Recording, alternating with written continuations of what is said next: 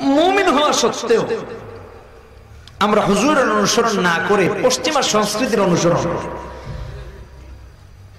কাফেরকে অনুসরণ করছি, ইহুদিকে অনুসরণ করছি, নাসারাকে অনুসরণ করছি। ফলোয়ার হচ্ছে তাদের, যেখানে ফলো করা উচিত ছিল কোরআন এবং হাদিসকে, তা ফলো না করে কাফের মুশরিকদেরকে ফলো করছি। বোঝার জন্য ছোট্ট একটা উদাহরণ দিই। কয়েকদিন আগে দেখলাম একটা গান ভাইরাল হয়েছে, অপরাধী গান। ছোট্ট থেকে বড় সবাই শুধু এই গানই গায়। এক মা তার কোলের শিশুকে অপরাধী গান শেখাচ্ছে, আর সে তাই শিখছে। কি মাইয়ারে তুই অপরাধীর, এরকম একটা কি যেন গান আছে। আমার বোঝানোর বিষয় এটা। তারপর আরেকটা ভিডিও দেখলাম, এক বাবা মা তাদের সন্তানকে মাইকেল জ্যাকসনের ভিডিও ছেড়ে দিয়েও তাকে ডান্স শেখাচ্ছে। আমার সমাজকে সচেতন করার জন্য এই কথাগুলো বলা। একজন মুমিন, একজন মুসলমান তো এটা করতে পারে, পশ্চিম কালেও পারে না। এটা শুধু মুখে বললে হবে না, আমল করতে হবে। আজ মুমিন হয়ে, মুসলমান হয়ে আপনি আমি কাফের মুশরিকদের সংস্কৃতিকে সম্মানের মনে করছি, ইসলামী সংস্কৃতিকে অপমানের মনে করছি।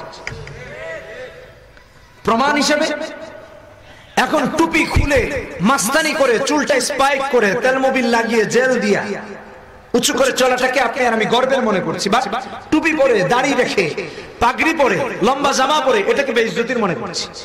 যুবকরা এটাকে অপমানের মনে করছে। কাফের মুশরিকদের নায়ক নায়িকার সংস্কৃতিটাকে তার কাছে আধুনিক মনে হচ্ছে, ইসলামকে অসভ্য, অপসংস্কৃতি অথবা কি বলা যায়, লজ্জার একটা সংস্কৃতি মনে করা হচ্ছে। আমি কি মিথ্যে বলছি না সত্য বলছি? এটা কোনোদিন কোনো মুমিনের কাজ হতে পারে না। তাহলে কাফের আর মুমিনের মাঝে পার্থক্য থাকবে না। খেয়াল করে শুনে, কাফের আর মুমিনের মাঝে পার্থক্য থাকবে না। ফর এক্সাম্পল, দালাইলুন নবুওয়া লিল বাইহাকি, দ্বিতীয় খণ্ড 341 নম্বর পৃষ্ঠায় ইমাম বাইহাকি আবু তালিবের একটা বক্তব্য তুলে ধরেছেন। ওয়াল্লাহি লা ইয়াসিলু ইলাইকা বিজামইহিম হাত্তা উওয়াসসাদা ফিত তুরাবি দাফিনা ওয়া দাউতানি ওয়া আলিমতু আন্নাকা নাসিহি ফালাকাদ সাদাকতা ওয়া কুনতা ফিনা আমিনা ওয়া আরাদতা দীনান قد عرفت بانه من خير اديان البريه دينا لولا الملامه او حذار مسبت لوجدتني سمحا ذاك مبينا। আবু তালিব মুহাম্মদ সাল্লাল্লাহু আলাইহি ওয়াসাল্লামকে বলছিলেন, মুহাম্মদ তুমি দ্বীনের দাওয়াত দাও, ধর্মের দাওয়াত দাও, আর আমি যতদিন কবরের নিচে না যাব তোমার জন্য আমি এমন সিকিউরিটি হয়ে গেলাম যে ওরা সবাই মিলে তোমার কাছেও আসতে পারবে। একজন মুশরিক আর আজকে একজন মুসলমান হয়ে দাড়ি আছে, টুপি আছে, লম্বা জামা আছে, মুসলমানের সন্তান, বাপ দাদা পূর্বপুরুষ সব মুসলমান, কিন্তু নেফাকি করে ইসলামের বিরুদ্ধে কাজ করে যাচ্ছে। ছোট্ট পরিসরে আমি একজন মুনাফিকের পরিচয় দুই একজনের বলি। আপনারা দেখেছেন রিসেন্টলি আমাদের দেশে কাদিয়ানীরা ইজতেমা করতে গিয়েছে। মাইকের সাউন্ডটা তো ঠিক ছিল মাঝখানে, আপনি মোড়ামুড়ি করে তো এটা নষ্ট করে দিলেন, হুজুরের কষ্ট হবে। এই 20 সেকেন্ড আগে ঠিক ছিল। অসুবিধা হলে তো আপনাকেই বলবো, এই যে এখন ঠিক আছে না, এটা উল্টা পাল্টা করে দেবো। কাদিয়ানীরা ইজতেমা করতে চেয়েছে বাংলাদেশে, ওলামায়ে কেরাম আন্দোলন করে এটা বন্ধ করিয়েছে। কিন্তু আশিকে রাসূল দাবি করার লোকের অভাব নাই, কিন্তু কাদিয়ানীদের বিরুদ্ধে কথা বলার লোকের অভাব। লা হাওলা ওয়ালা কুওয়াতা ইল্লা বিল্লাহ। এটা কি ইশক? এটা কি মুহাব্বত? বুখারীর হাদিসে 13 নম্বর হাদিস কিতাবুল ঈমান, হুজুর কি বলেছেন? লা ইউমিনু আহাদুকুম হাত্তা আকুনা হাব্বা ইলাইহি মিন ওয়ালিদিহি ওয়া ওয়ালাদিহি ওয়ান নাসি আজমাইন। সবথেকে বেশি মহব্বত করতে হবে হুজুরকে, রাসূলকে। তো কতটুকু করছেন একটু নিজেকে নিজে জিজ্ঞেস করেন। আসেন আরেকটা হাদিস দিয়ে উদাহরণ দেই, হুজুরের মহব্বতের উদাহরণ। বুখারীর হাদিস 3584 নম্বর হাদিস, মসজিদে নববীর উপরে খেজুর পাতার ছাউনি, পিলার গুলো খেজুর গাছে। হুজুর খুতবার আগে পরে অথবা মাঝে মাঝে একটা পিলারে হেলান দিতেন। সাহাবায়ে কেরাম এসে বলছেন, ইয়া রাসূলুল্লাহ আলা নাজআলু লাকা মিম্বারান, আপনাকে আপনার জন্য একটা মিম্বার বানাতে পারি না? হুজুর বললেন, ইনশাআল্লাহ তুমি চাইলে বানাও। তারা একটা মিম্বার বানিয়ে নিয়ে হাজির। فجعلوا له منبرا فلما كان يوم الجمعة دفع إلى المنبر فصاحت النخلة سياح الصبي হুজুর যখন জুমার দিনে খুতবার জন্য মিম্বারে আরোহণ করেছেন, এখন হুজুরের দেহ মুবারক বৃক্ষ থেকে বিচ্ছিন্ন, এখন হুজুরের জায়গা খুতবার মিম্বার, আর ওই বৃক্ষের সাথে হুজুর হেলান দিবেন। ওই বৃক্ষটি হুজুরের বিয়োগ ব্যথায় যে হুজুরের দেহ মুবারক আর আমার সাথে লাগবে না, কান্না করতে আরম্ভ করেছে। ছোট্ট শিশুদের মতো কাঁদছে, আর ছোট্ট শিশুদের কান্না প্রথম আওয়াজ অল্প হয়, এরপর বাড়তে থাকে। পুরো মসজিদে নববী ছেয়ে গেছে। হুজুর নেমে গিয়ে বৃক্ষটিকে আলিঙ্গন করলেন, সান্ত্বনা দিলেন, ভালোবাসা নিবেদন করলেন। কান্না বন্ধ হয়ে গেছে। হুজুর সাহাবীদেরকে বললেন, আমি যদি এই বৃক্ষটিকে বুকে জড়িয়ে আলিঙ্গন না করতাম, ভালোবাসা নিবেদন না করতাম, সান্ত্বনা না দিতাম, কিয়ামত পর্যন্ত আমার ভালোবাসা, আমার বিরহে সেই রকম কান্না করতে থাকতো।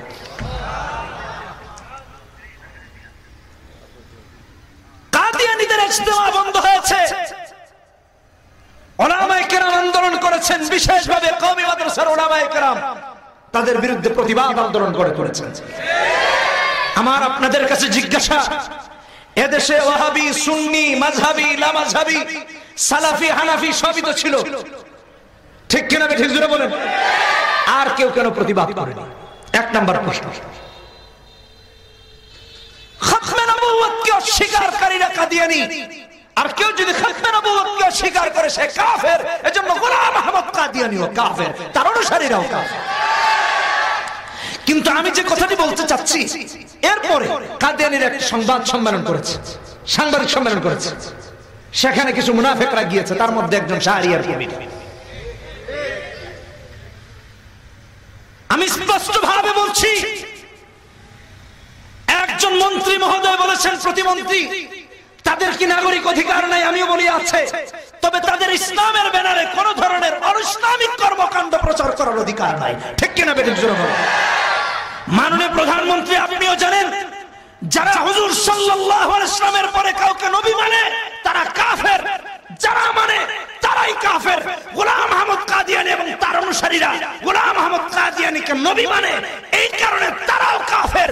তবে আমি স্পষ্টভাবে বলে যাচ্ছি, যারা গোলাম আহমদ কাদিয়ানীকে কাফের মনে করে না, তাদেরকে সাহায্য করে, তাদেরকে সহযোগিতা করে এবং তাদের সাংবাদিক সম্মেলনে গিয়ে যারা হক্কানি আলেমদের বিরুদ্ধে একাত্মতা পোষণ করেছে, তারাও কাফের, তারাও কাফের, তারাও কাফের।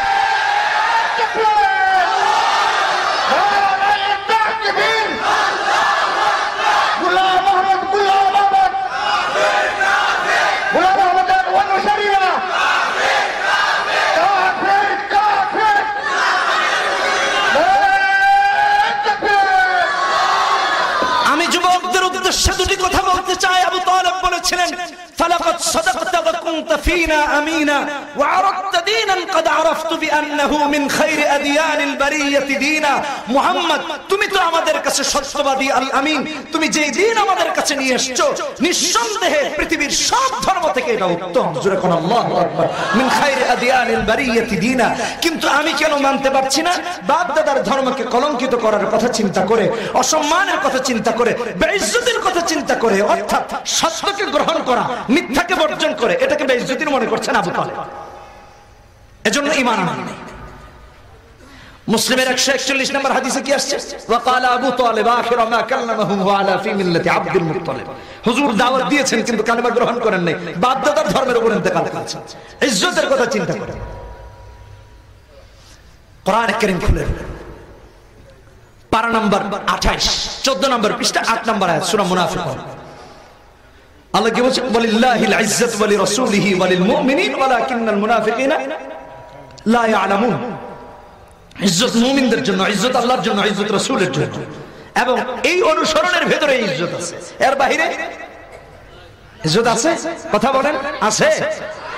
তো আপনি আর আমি কি করছি?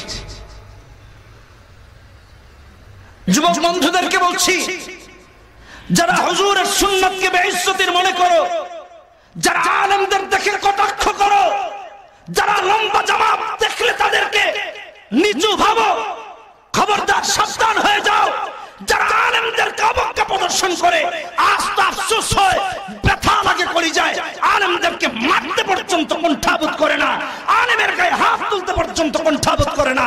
সাবধান হয়ে যাও যারা দাড়িকে ভালোবাসো না, সুন্নাতকে ভালোবাসো না, ওয়ারাসাতুল আম্বিয়া আলেমদেরকে মহব্বত করো না, তারা কাফেরদের উত্তরসূরি, তারা মুনাফিকদের উত্তরসূরি।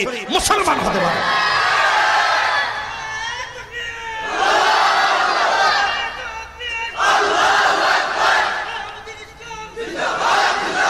কোরআনে কারীমে আল্লাহ রাব্বুল আলামিন বলেছেন সূরা সাফ ৮ নম্বর আয়াত, ইউরিদুনা লিইউতফিউ নূরাল্লাহি বিআফওয়াহিহিম ওয়াল্লাহু মুতিম্মু নূরিহি ওয়ালাউ কারিহাল কাফিরুন।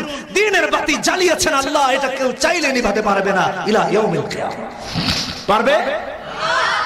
একটা হাদিস আপনাদেরকে শোনাই, বুখারীর হাদিস 5777 নম্বর হাদিস।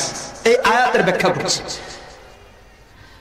খায়বারের যুদ্ধ হলো তুমুল যুদ্ধ ইহুদিদের বিরুদ্ধে। মুসলমানেরা বিজয়ী হলেন, হুজুর কেল্লায় অবস্থান করছেন দুর্গে। ইহুদিরা চিন্তা করলো মুহাম্মদকে তো হত্যা করতে পারলাম না সাল্লাল্লাহু আলাইহি ওয়াসাল্লাম, তাকে ষড়যন্ত্র করে হত্যা করতে হবে। কি বলছিলেন? যে সুকৌশলে প্রজ্ঞার সাথে তাকে মারতে হবে। নাউজুবিল্লাহ, হুজুরকে মারবে। যায়েনব বিনতে হারিস যার লিড দিচ্ছিলেন, একজন মহিলা ইহুদি, একটা বকরি জবাই করে তাতে বিষ মিশিয়ে, কারণ জানতেন হুজুর হাদিয়া গ্রহণ করেন, বাহুতে হুজুর বাহুর গোশত বেশি পছন্দ করেন, ওখানে আরো বেশি করে মিশিয়ে নিয়ে হুজুরের কাছে হাজির, মুহাম্মদ তোমার জন্য হাদিয়া এনেছে। হুজুর হাদিয়া গ্রহণ করলেন সাদরে, ওখান থেকে একটু খেলেনও। খেয়ে যায়েনবকে বলছেন, যায়েনব তোমাদের যত ইহুদিরা আছে সবাইকে একটু ডাকো, আমার সাথে কথা আছে। একজনও যেন বাহিরে না থাকে, সবাইকে ডেকে নিয়ে আসছে। হুজুর বললেন, তোমাদেরকে আমি কয়েকটা প্রশ্ন করব। নাম্বার 1, তোমাদের পূর্বপুরুষ কে, তার নাম বলো। তারা মিথ্যা বললো হুজুরের সাথে। হুজুর তাদেরকে সত্যটা বলে শুধরাইয়া দিলেন যে তোমরা মিথ্যা বলেছো, তোমাদের পূর্বপুরুষ অমুক। তারা বলছে, হ্যাঁ মুহাম্মদ সরি, তোমারটাই সত্য, আমরা মিথ্যা বলেছিলাম। ধরা খেয়ে গেছে। 2 নম্বর প্রশ্ন হুজুর করলেন, আচ্ছা তোমরা কি জান্নাতি না জাহান্নামী? ওরা বলছে আমরা জান্নাতি, মুসলমানেরা জাহান্নামী। তবে আমরা একটু আযাব ভোগ করে জান্নাতে যাব, আর মুসলমানেরা জাহান্নামে আমাদের স্থলাভিষিক্ত হবে। বলেন নাউজুবিল্লাহ। যুক্তি দাঁড় করিয়েছি। হুজুর বললেন, না তোমরা জাহান্নামী, আমরা জান্নাতি, মুসলমানেরা জান্নাতি। ইহুদিরা বলছে, মুহাম্মদ তুমি সত্য বলেছো, আমরা মিথ্যা বলেছিলাম, ধরা খেয়ে গেছি। বোঝানোর জন্য বলতেছি আর কি, তারা ধরা খেয়ে গেছে। হুজুর বললেন, 3 নম্বর একটা প্রশ্ন করব, সত্য বলবো তো? বলছে হ্যাঁ বলবো। হুজুর বলছেন, বুখারীর হাদিস 5777 নম্বর হাদিস, আরবের নুসখাটা, হাল জাআলতুম ফি হাযিহি শাতি সুম্মান। আচ্ছা বলো তো এই বকরিতে কি তোমরা বিষ মিশিয়েছো? সুবহানাল্লাহ, কেউ খেলো না। ঘুমাচ্ছেন না জাগ্রত আছেন? সব থেকে বিপর্যস্ত আমি, আর আপনাদের মনে হচ্ছে যে আপনারাই, আমি ঠিক আছে। এটা আরেক সমস্যা। হাল জাআলতুম ফি হাযিহি শাতি সুম্মান, এই বকরিতে কি বিষ মিশিয়েছো? ফাকালু নাআম, তারা বলছে হ্যাঁ।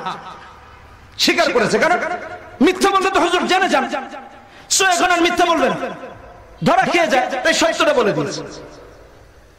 হুজুর বললেন, মা হামালাকুম আলা যালিক, কেন তোমরা এমনটা করেছো? ওরা বলল, ইন কুনতা কাযাবান নাস্তারিহু মিনকা ওয়া ইন কুনতা নাবিয়্যান লাম ইয়াদুররাক। মুহাম্মদ তুমি যদি মিথ্যাবাদী হও তাহলে তুমি মরে যাবে, বিষ খেয়ে আমরা বেঁচে যাব। কথা বুঝেননি?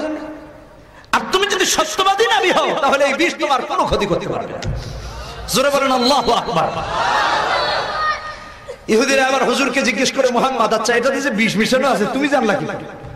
কেউ জানে না, একটা হিডেন বিষয়। হুজুর বললেন, এই বকরির গোশতটাই আমাকে ডেকে বলেছে হুজুর এতে বিষ মিশানো হয়েছে, আপনি খাবেন না। জোরে বলেন আল্লাহু আকবার।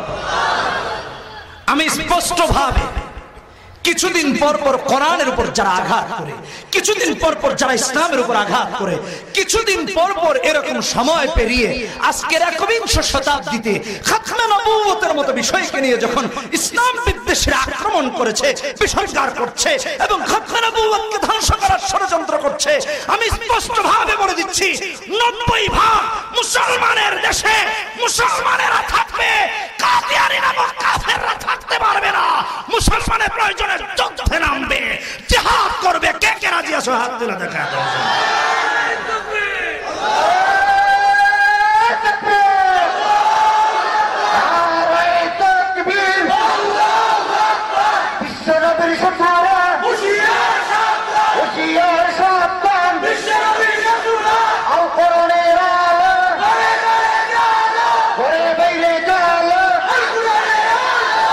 ছোট্ট পরিসরে আরেকটা কথা না বললেই নয়, আজ সারা দেশে ধর্ষণ হচ্ছে। গতকাল দেখেছি একজন প্রতিবন্ধী মেয়েকে ধর্ষণ করা হয়েছে। 1 নম্বর, বাবা তার মেয়েকে ধর্ষণ করেছে, ইতিহাস আছে, আপনি দেখেন। ইন্টারন্যাশনাল প্রত্যেকটা আন্তর্জাতিক মিডিয়া এগুলো ছাপা করছে, প্রকাশ করছে। সারা দেশে এত ধর্ষণ হচ্ছে এভরিডে, কোন নারীবাদীরা প্রতিবাদ করে না। আমাদের দেশের সর্বজন শ্রদ্ধেয় আলেমে দ্বীন, সবার মুরব্বী, আলেমদের মুরব্বী, জনগণের মুরব্বী আহমদ শফি দামাত বারাকাতুহু আলিয়া প্রতিবাদ করেছেন। নারীবাদীরা ধর্ষকদের বিরুদ্ধে প্রতিবাদ করে নাই, কিন্তু হুজুর যখন নারী সম্ভ্রমের কথা বলেছেন, ইসলামের কথা বলেছেন, তাদের সম্মানের কথা বলেছেন, ওদের গায়ে লেগেছে। ওরা ধর্ষকের বিরুদ্ধে প্রতিবাদ না করে হুজুরের বিরুদ্ধে প্রতিবাদ করছে। আপনারা সবাই দেখেছেন। আমি স্পষ্ট ভাবে বলছি, আমি ওই নারীবাদীদের জিজ্ঞাসা করতে চাই, যতদিন ধর্ষকরা ধর্ষণ করে যাচ্ছে লাগাতার ভাবে প্রতিদিন, কোথায় আপনারা তো ধর্ষকদের ফাঁসি অথবা তাদের বিচারের জন্য আন্দোলন করেন নাই? এদেশের সর্বজন শ্রদ্ধেয় আলেমে দ্বীন, যিনি সকলের মাথার মুকুট, শ্রদ্ধেয় মুরব্বী আমাদের, তিনি যখন প্রতিবাদ করেছেন, তোমরা তখনও ধর্ষকের বিরুদ্ধে প্রতিবাদ না করে হুজুরের কথার বিরুদ্ধে প্রতিবাদ করো। তোমরা যাই হোক আমাদের মতো নারীবাদীরা মুসলমান হতে পারো না, মুসলমান হতে পারো না, মুসলমান হতে পারো না। সমাজে আজকে এগুলো চলছে। সর্বোপরি একটা কথা বলেই যাই, যেহেতু ইসলামের উপরে এভাবে আক্রমণ, একের পর এক টুপিকে ধরতে হবে, সুন্নাতকে মানতে হবে, লম্বা জামাকে মানতে হবে, পর্দাকে ধারণ করতে হবে, ঠিক কিনা বেঠিক জোরে বলেন? কাফের বিরুদ্ধে এটাই হচ্ছে আমাদের সর্বপ্রথম এবং সর্বশেষ যুদ্ধ, যে আমি দ্বীন মানবো, কোরআন মানবো, ইসলাম মেনে চলবো। এর থেকে বড় কিছু হতে পারে? জোরে বলেন পারে? কে কে রাজি আছেন হাত তুলে দেখাই তো, বলেন হে আল্লাহ আমাদেরকে ইসলাম মেনে চলা তৌফিক দান করুন, বলেন আমিন। হাত নামান। ওয়া আখিরু দাওয়ানা আলহামদুলিল্লাহি রাব্বিল আলামিন। এইটুক কথা বলাই আমার ঠিক হয়নি, হুজুরকে বসায়া তাও বলেছি, বেয়াদবি মাফ করবেন হুজুর। আসসালামু আলাইকুম ওয়া রাহমাতুল্লাহি ওয়া বারাকাতুহু।